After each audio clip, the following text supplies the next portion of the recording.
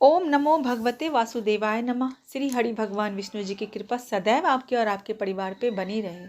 आज की इस वीडियो में हम उत्पन्ना एकादशी व्रत की कथा को सुनेंगे और जानेंगे इसकी पूजा का शुभ मुहूर्त क्या है, पारण का शुभ मुहूर्त क्या है। तो वीडियो को पूरा ज़रूर देखें। अगर वीडियो आपको अच्छी लगती है तो लाइक ज़रूर किया करें। उत्पन्ना एकादशी व्रत इस साल उत्पन्ना एकादशी व्रत जो कि 26 नवंबर दिन मंगलवार को रखा जाएगा। वैदिक पंचांग के अनुसार मार्गशीर्ष या अघन माह की कृष्ण पक्ष की जो एकादशी तिथि को हम उत्पन्ना एकादशी कहते हैं। उत्पन्ना एकादशी व्रत कथा जो कि पौराणिक कथा के अनुसार सतयुग में मूर नाम का एक दैत्य था। वह बड़ा ही बलवान और भयानक था। उसने अपने पराक्रम से इंद्र समेत अनेक देवताओं को पराजित किया था और उनको स्वर्ग से भगा दिया।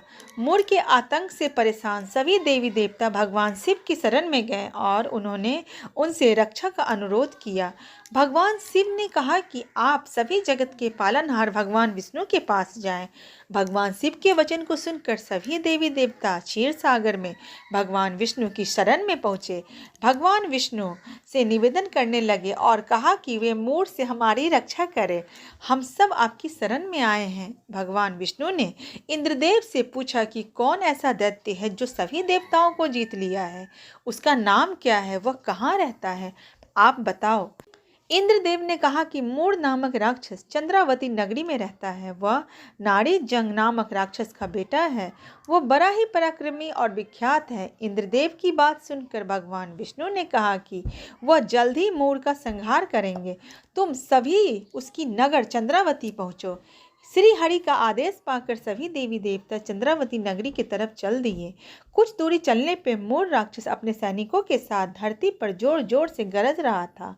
उससे डर के सभी देवी देवता चारों दिशाओं में भागने लगे। तब श्री हरि विष्णु उससे युद्ध के लिए आगे बढ़े। उन्होंने अपने अस्त्र शस्त्रों से उसकी सेना को छिन्न भिन्न कर दिया।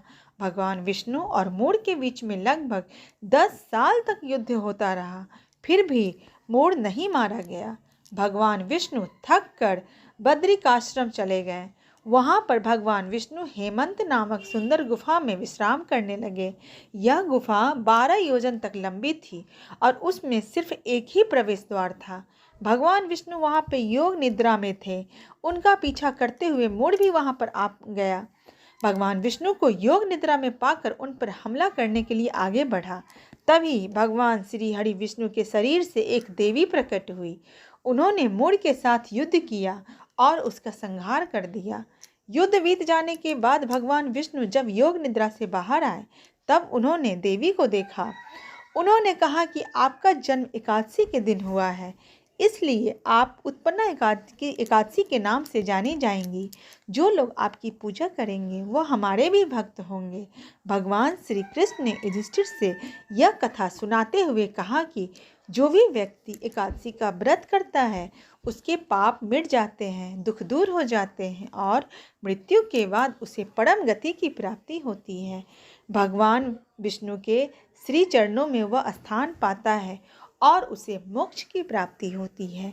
तो जो भी भक्तगण इस एकादशी व्रत को कर रहे हैं, इस कथा के साथ अपनी व्रत को संपन्न करें और इस तरह से भगवान विष्णु की कृपा सदैव उन पे बनी रहेगी। और इस समय से उत्पन्ना एकादशी व्रत चला आ रहा है, तो भगवान विष्णु आप सब पे भी अपनी कृपा बनाए रखें।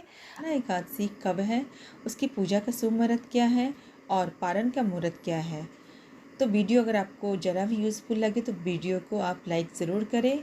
तो चलिए शुरू करते हैं।